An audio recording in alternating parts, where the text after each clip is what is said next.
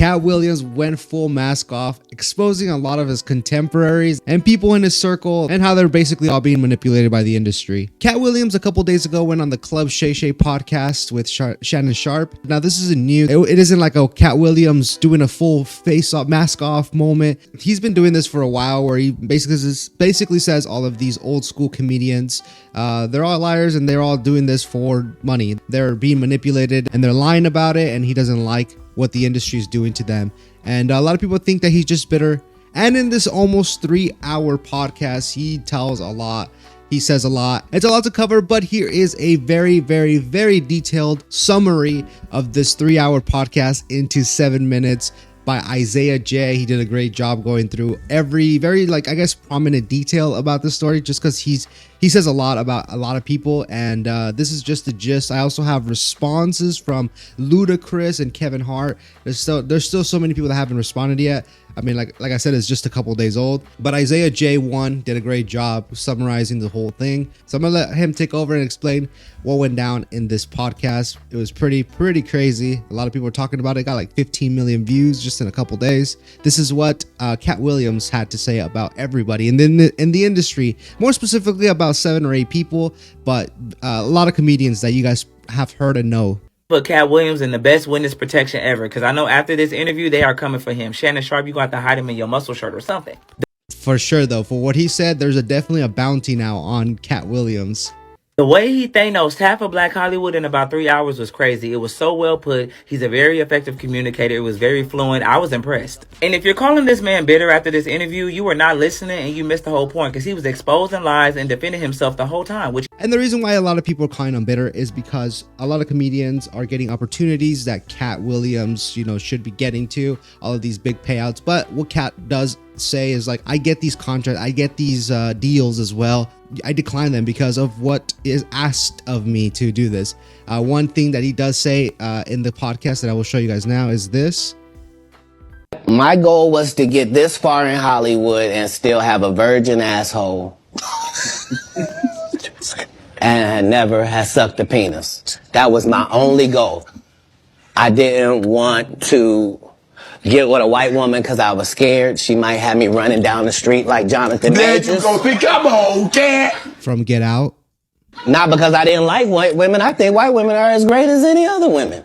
But I'm not going to act like I'm not scared of them. I have a reason to be scared. You could be Kang the Conqueror, and they could take your rabbit ass down in 2 weekends. And that's the truth of the matter. So I stayed away from that. Now, I've had to turn down $50 million 4 times. 4 times. Just to protect my integrity and that virgin hole I was telling you about. Right. Because P. Diddy be wanting the body. And you gotta tell him no. You got to tell him no. I did. So that revelation there is kind of like a jab at the people that are taking these $50 million roles to do these like crazy characters and basically humiliate themselves on camera. He goes to say that black men that wear dresses and dress up as women in films, it's kind of like a ritual. It's kind of like a humiliation ritual for them that these executives want from these black men, which he deserves to do. Katt Williams had his kids' Foot Locker size 3 foot on Cedric the Entertainer, Steve Harvey, and Ricky Smiley's neck the whole interview. First of all, why am I just finding out that on the Steve Harvey? He exposed Steve Harvey so hard, telling people that back when he did the Steve Harvey show, his hair was fake, and basically to stop being a liar and own up to your hair loss.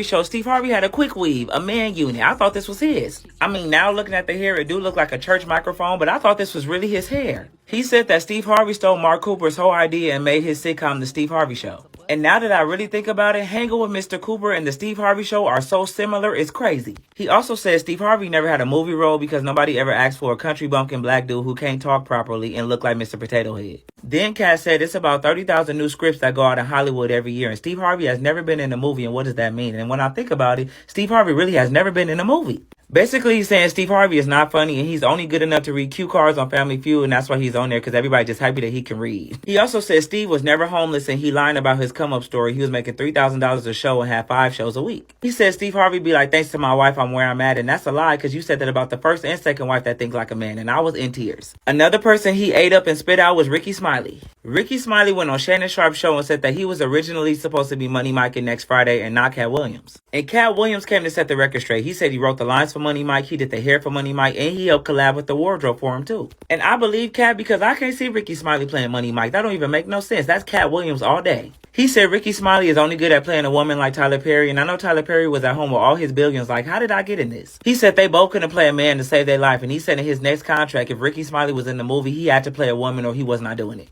And the next movie was First Sunday, and guess what Ricky Smiley played? A woman. He also said in the original script, Money Mike got raped, and he fought against that, and I respect that so much. Katt said Ricky Smiley been playing the same old black woman forever, and he will never have a young fan base because that's all he can do. Then he started to eat up Cedric the Entertainer, saying why is he called the Entertainer and he can't sing, dance, or entertain. Katt said back in the late 90s, Cedric came to his show, listened to him perform, congratulated him, and then stole his joke and put it in his own show. And the only thing he changed was Katt used the car and Cedric turned his into a spaceship. And Katt said the reason why he feels some type of way is because Cedric apologized to him about taking the joke with Steve right there and then went on this show with Shannon and said he didn't take the joke. And I feel like Shannon Sharpe dropped the ball right here, because you're supposed to have both of their segments pulled up so we can compare and contrast what they both sound like. And Katt had me in tears because he said Cedric the Entertainer came on Shannon Sharpe's show looking like a walrus and then put his feet up and acted like one. He said Cedric does not write his material and he got 4 comedy specials and none of them are on Netflix or Tubi. Katt was really roasting all 3. I think Shannon Sharpe should have done the due diligence and actually combated some of the points that Katt Williams was saying, because, you know, I know they were both drinking, and honestly, I think Shannon was mind blown. I think he was flabbergasted the fact that Katt Williams was going mask off in his show. And they were, you know, I think the alcohol, you know, fueled kind of, it was honestly a learning experience for Shannon. I think he was kind of like a, let's see what you can give me more. I don't think Shannon is really in a position to try to defend anybody. So he's like, just give me more juice, keep going, you know, spit it all out, spill the beans, let it all out. I don't even think Shannon was comprehending everything that was, or all these subliminal messages that Katt Williams was insinuating.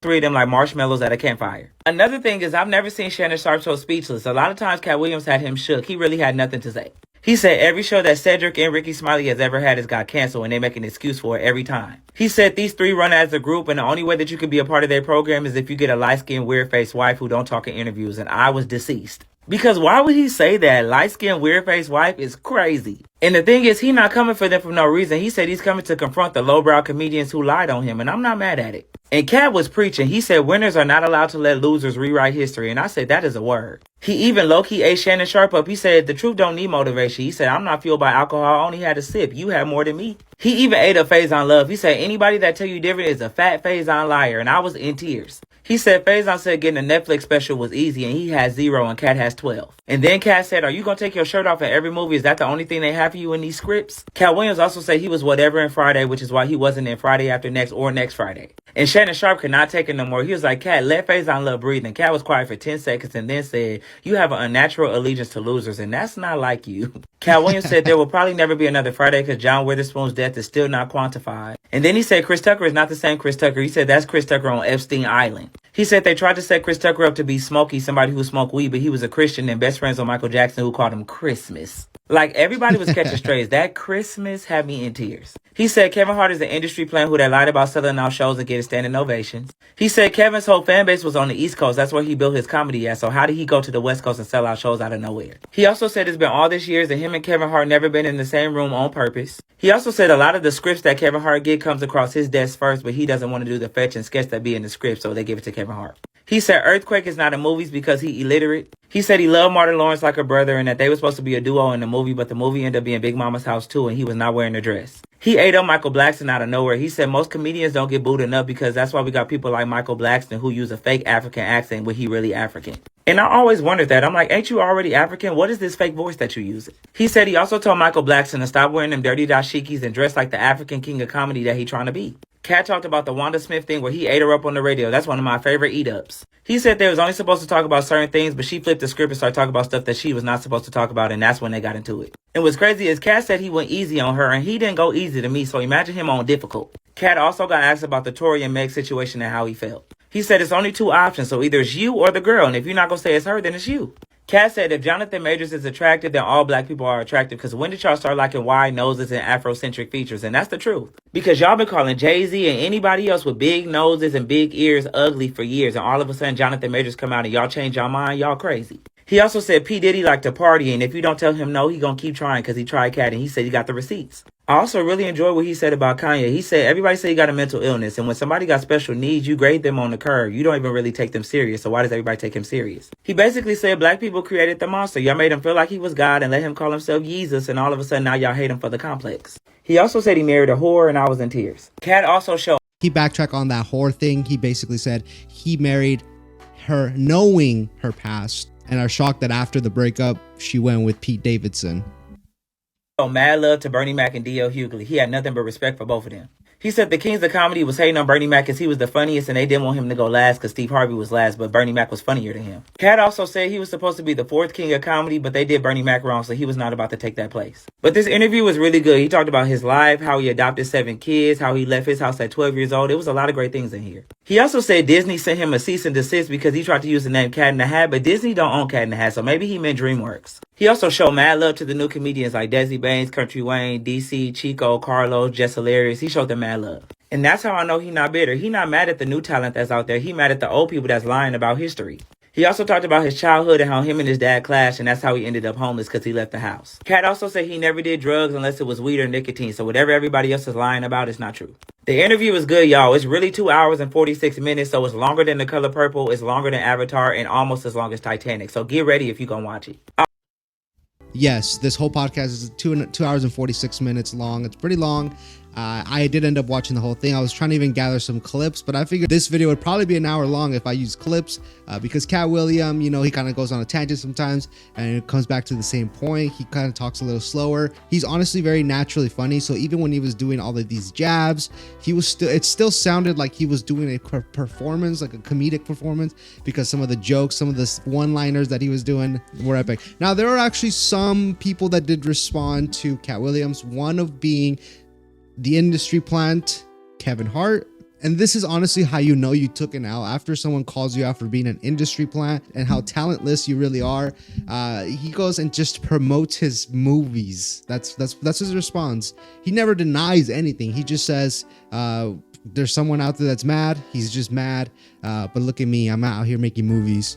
He says on Twitter, gotta get that anger up at a champ. It's honestly sad. In the meantime, please enjoy my movie trailer on the film Lift, which will be dropping on Netflix, whatever, yada, yada, yada. So yeah, he basically shrugs it off, kind of like, maybe, you know what, maybe there is some validity to what Katt was saying. And Kevin doesn't want the smoke. You know, he has to play that persona of being the good guy, you know, the funny guy. He doesn't want to be known as that guy, that's the drama guy, you know what I mean? He's definitely scared of Katt. I don't think he wants to poke the bear anymore. Sounds like Katt has more power behind. I mean, they've been in the industry for many years together, so I'm sure there are some more receipts that Katt might have about Kevin. Another response was from Ludacris. Pretty cringe. I mean, I don't know if it's cringe. I think it is, because responding with a song, this reminds me of that whole Miranda Sings Colleen Ballinger apology. But anyways, this is Ludacris's response. He did a rap, and listen to this. Posted it on TikTok, by the way. I don't know, he might have posted it everywhere, but he posted this on TikTok. Whatever's heavy on my heart is always on my mind. Like Snoop's cannabis shredder, I'm always on my grind. They throwing shade cause niggas could never take my shine. I bring my watch collection on my jet, let me take my time. Like fine wine, I'm aging like Benjamin. Top 5, I'm worth mentioning. Bring me rappers, I'm lynching them. See the pendulum swing, Jesus with diamond thorns. Ludacris, swaddled in Gucci linens when I was born. Never been Illuminati, only Illuminati. And I only left with bitches when coming from any party. Now I'm married with kids, the evolution of life. Never been a clout chaser, never say shit for likes. R.I.P. John Singleton. You never have to flex when you earn every one of your Fast and Furious checks. Afro with the sideburns, yeah, that's my signature. Addictions on the rise, comedians check your temperature. And the reason why Luda felt the need to respond is because this is what he said about Ludacris. Related to Luda? No, so there was a crossroads where we were both invited to an Illuminati thing, and it had to be one or the other of us, and decisions had to be made. So it was both of us, we were equal. One of us had to cut off all their hair and couldn't do the sideburn thing no more with the points. And the next person, they said, was going to get $200 million because they were going to pay him $10 million a movie to do 20 movies. And that's how the conversation happened. One of those persons turned out to be Ludacris, and the other person turned out to be Katt Williams. Now, one person ended up with a light-skinned, ugly-faced wife that's never done it. Remember I told you that if I say that, it applied to 7 people? Yes. It's part of what they give you. Okay? I didn't get it. I'm not mad about it. How much money they give? 200. Sir, Fast and Furious is on what number right 10. now? Basically saying he's not done with the contract. He's still got 10 more to film. Insinuating that Ludacris has sold his soul to the industry and, got a bag for it, basically. But yeah, shout outs to Isaiah J. This has been a whole breakthrough of the whole 3-hour podcast with Katt Williams.